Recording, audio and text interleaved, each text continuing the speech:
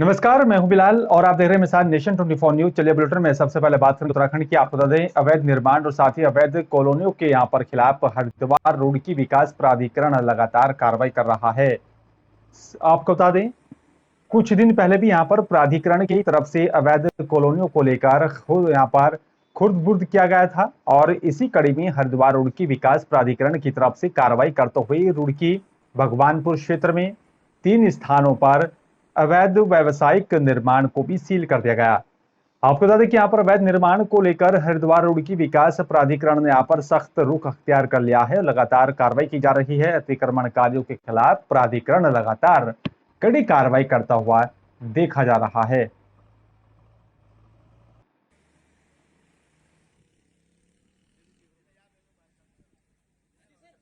ये हमारे हरिद्वार रुड़की विकास प्राधिकरण के अंतर्गत ध्वस्तीकरण अभियान और सीलिंग अभियान हमारे उच्चाधिकारियों के निर्देशों पर बिल्कुल गतिमान है और उसी क्रम में हमने भी रुड़की क्षेत्र में जो है 3 सील किए हैं।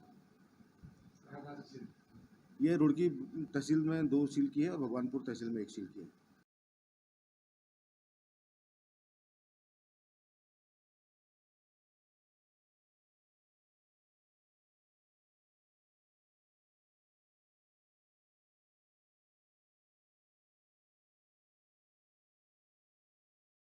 और चलिए बात लक्सर की करेंगे। आपको बता दें कि यहाँ पर प्रदेश की गन्ना और साथ ही चीनी उद्योग मंत्री सौरभ बहुगुणा आज लक्सर दौरे पर रहे और आपको बता दें कि यहाँ पर गन्ना मंत्री बहुगुणा ने सहायक गन्ना आयुक्त शैलेंद्र सिंह और साथ ही गन्ना परिषद के चेयरमैन राजेंद्र सिंह खेड़ी के साथ लक्सर शुगर मिल का भी निरीक्षण किया।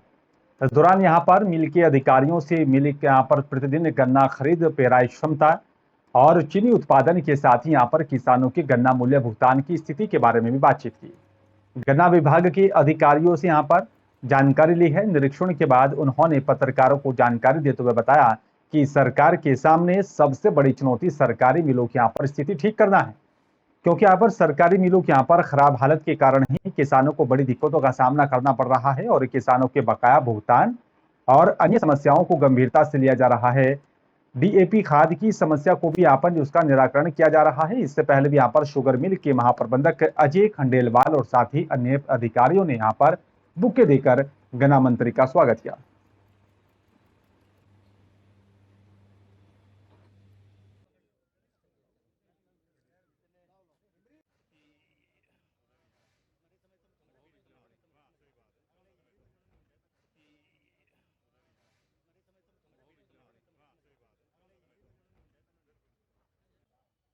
ये मैंने आपको 1-2 चीज़ें स्पष्ट रूप से बताई है कि सब आज के दिन हमारे लिए सबसे बड़ी चुनौती जो है वो सरकारी शुगर मिल्स की स्थिति ठीक करना है। सरकारी शुगर मिल्स की स्थिति यहाँ ख़राब है और उसकी वजह से गन्ना किसान थोड़ा परेशान रहते हैं। दूसरी सबसे बड़ी समस्या हमारे सामने जो है वो गन्ना किसान के पेमेंट को लेके है। जिस लक्सर की पेमेंट बहुत अच्छी है, कुछ मिलों की किच्छा की पेमेंट बहुत अच्छी चल रही है, वो भी लगभग फरवरी तक का क्लियर कर चुके हैं। तो मेरा बस इतना कहना है कि अगर आप डीएपी की बात कर रहे हैं और डीएपी में कोई समस्या आ रही है, ये जैसे अभी ये कह रहे हैं कि डीएपी कल आ चुकी है, लेकिन कहीं पे भी अगर इसकी शॉर्टेज है तो मैं चलिए बात कर लेते हैं हरिद्वार की। आपको बता दें कि यहाँ पर बिना लाइसेंस के मेडिकल स्टोर यहाँ पर चलाने की सूचना पर ड्रग इंस्पेक्टर ने यहाँ पर हरिद्वार के लक्सर क्षेत्र की स्थित यहाँ पर सुल्तानपुर गांव में छापेमार कार्रवाई की। इस दौरान यहाँ पर 3 मेडिकल स्टोर स्वामियों पर लाइसेंस नहीं होने के चलते यहाँ पर उन्हें कड़े निर्देश जारी किए गए और साथ ही मेडिकल स्टोर को बंद कर दिया गया।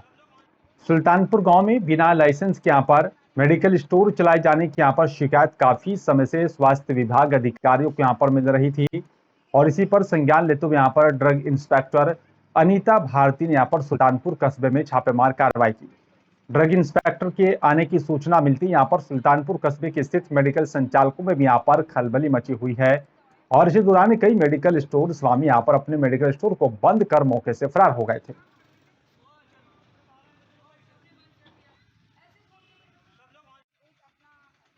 लगातार जो है मीटिंग्स लेने के बाद और जनता को इस बात से अवगत कराने के बाद भी कि अपने स्वास्थ्य के प्रति लोग सजग रहें और दवाइयाँ ऐसी जगह से लें जहाँ पर कि दवाइयों का सही से स्टोरेज किया गया हो, सही से वितरण किया जा रहा हो। बट उसके बावजूद भी मुझे देखने को मिलता है कि ये जो मासूम सी जनता है अपने दिमाग का इस्तेमाल नहीं करते और कहीं से भी कोई भी दवा उठा लेते हैं। आधे से अधिक लोग जो मुझे लगातार कंप्लेन मिलती है, हर जगह जो है ऐसे लोग प्रैक्टिस कर रहे हैं, ऐसे लोग दवाइयाँ बेच रहे हैं जिनको कि कोई अनुभव नहीं है।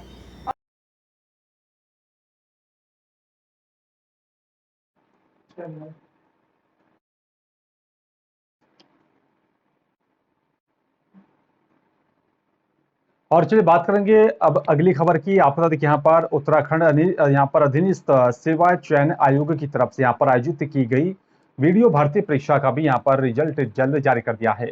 आपको बता दें कि यहाँ पर जो है 3 पालियों में यहाँ पर ये परीक्षा करवाई गई थी और हरिद्वार में यहाँ पर परीक्षा देने वाले सैकड़ों परीक्षार्थियों ने यहाँ पर 3 पालियों में परीक्षा कराने की व्यवस्था का विरोध किया है।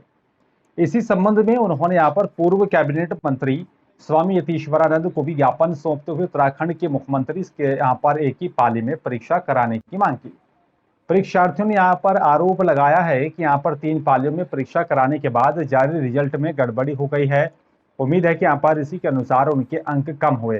परीक्षार्थियों ने यहाँ पर उत्तराखंड के मुख्यमंत्री से मांग की है आगे से राज्य में होने वाली भर्तियों की यहाँ पर एक ही पाली में परीक्षा का उसकी पूरी व्यवस्था की जानी चाहिए।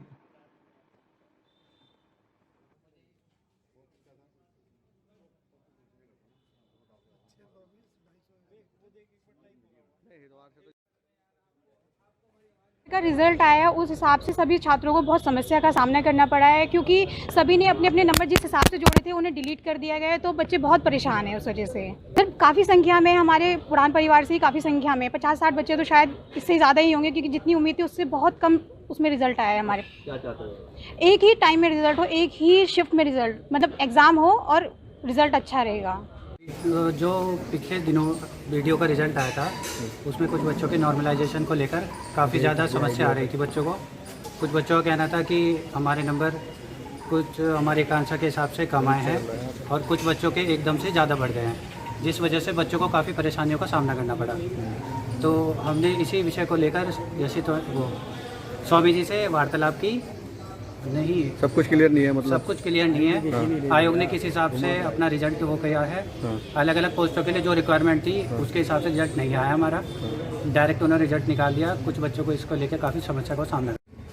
जो आज हमारे छात्र आए थे इनकी एक मांग थी जो ये 3 पाली में जो हमारे परीक्षा ली गई है, जो हमारे ग्राम विकास अधिकारी बीडीओ की जो परीक्षा हुई, इनकी मांग थी कि एक पाली में सबके पेपर होने चाहिए और मैं इस बात को माननीय मुख्यमंत्री जी के समक्ष रखूंगा और मैं समझता हूं इनकी जो। और चलिए बात कर लेते हैं बहादुराबाद की। आपको बता दें कि यहाँ पर बहादुराबाद के पथरी पुल में यहाँ पर विधानसभा ज्वालापुर क्षेत्र के पथरी पुल के यहाँ पर खस्ता हालत के कारण पुल पर आए दिन जाम की समस्या बनी रहती है, जिससे कि लोगों को यहाँ पर बड़ी परेशानियों का सामना करना पड़ रहा था। उसी को लेकर कांग्रेस के प्रदेश सचिव यूथ कांग्रेस महबूब आलम के नेतृत्व में यहाँ पर धरना प्रदर्शन किया गया, जिसमें यहाँ पर यूथ कांग्रेस कार्यकर्ताओं ने यहाँ पर बीजेपी सरकार के खिलाफ जमकर नारेबाजी की, विरोध प्रदर्शन किया। और वहीं महबूब आलम यूथ कांग्रेस प्रदेश सचिव का यहाँ पर कहना है कि इस पुल के यहाँ पर आयु सीमा पूरी हो चुकी है, लेकिन कोई भी बड़ा जो है अधिकारी इस ओर ध्यान नहीं दे रहा है। इसी पुल पर अभी भी लगातार बड़े वाहन दौड़ाए जा रहे हैं और इस पुल पर लगातार आए दिन हादसे भी होते जा रहे हैं। साथ ही यहाँ पर इन भारी वाहनों से कभी भी कोई बड़ा हादसा हो सकता है। सरकार से हमारी यही मांग है कि यहाँ पर इस पुल को जल्द से जल्द सही कराया जाए। दिया गया, मैंने ले लिया है और आज ही इसमें कार्रवाई के लिए उच्च अधिकारियों के द्वारा के पास भेज दिया जाएगा। मुझको ये ज्ञापन देने के लिए यहाँ पे भेजा गया था और निश्चित रूप से इसमें कार्रवाई होगी। ये वास्तव में बहुत खराब सड़क हो रही है, इसमें आए दिन होते हैं। मैं भी कई बार इधर को निकलता हूँ ऐसे ही किसी जाँच के लिए, उसके लिए।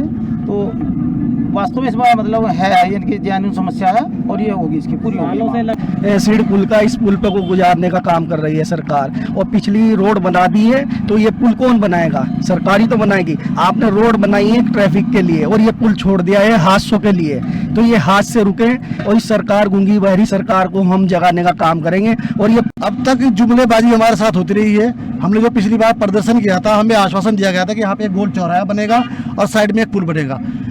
1 साल और लगभग 4-5 महीने हो चुके हैं, 1.5 साल के करीब उस मामले को हो गया है। हमें जुमलेबाजी ने जुमले दिए, उस पर कोई कार्रवाई नहीं हुई।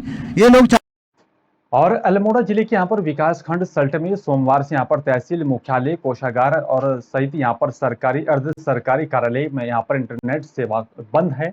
जिससे कि यहाँ पर कोषागार में भी यहाँ पर पेंशनर्स, जीवित यहाँ पर प्रमाण पत्र आदि कार्य इंटरनेट सेवा ठप होने के चलते बंद हैं। तहसील मुख्यालय में यहाँ पर खाता खतौनी और आदि कार्य भी प्रभावित हो रहे हैं। फिलहाल तहसील में स्थायी व्यवस्था के माध्यम से खतौनी निकाली जा रही है। इंटरनेट से सेवाएं ठप होने के चलते यहाँ पर कारोबार पर भी पूरा असर पड़ रहा है।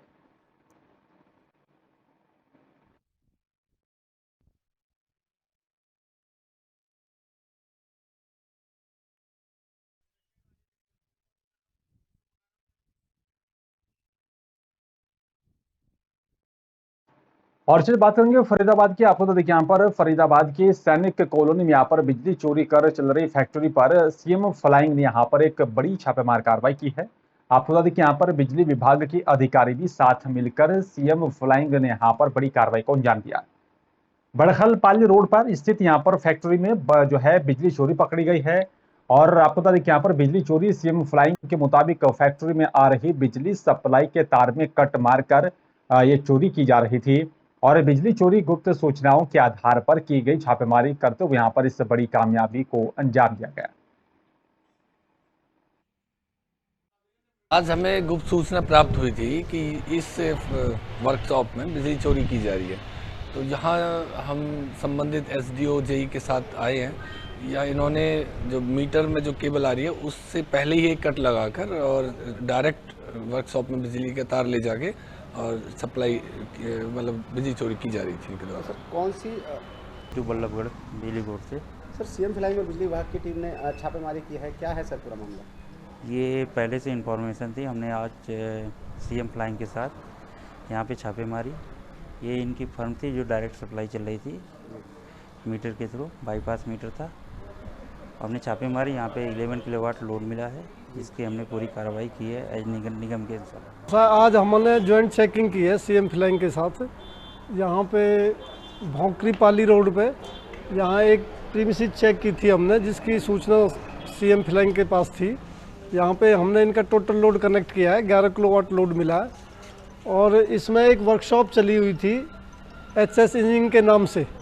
मौके पे हमने इनका फार्म भर दिया है, मीटर उतार लिया है, सप्लाई डिस्कनेक्ट कर दी है और मौके जो यहाँ का कंसर्न जेई है उनको भी बुला लिया और आगे की कार्रवाई महकमे के विभाग के अनुसार वहाँ पे कर दी जाएगी।